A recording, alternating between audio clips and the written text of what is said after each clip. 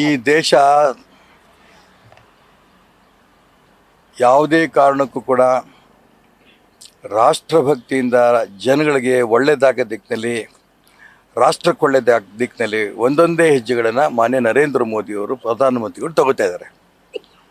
ಆ ದಿಕ್ಕಿನಲ್ಲಿ ಅವರು ತಗೊಂಡ್ರಂಥ ಈ CAA ಒಂದೇನು ಕಾನೂನಿನ ತಿದ್ದುಪಡಿ ಏನಿದೆ ಅದನ್ನು ಇಡೀ ದೇಶ ಸ್ವಾಭಾವಿಕವಾಗಿ ಸ್ವಾಗತ ಮಾಡಲೇಬೇಕು.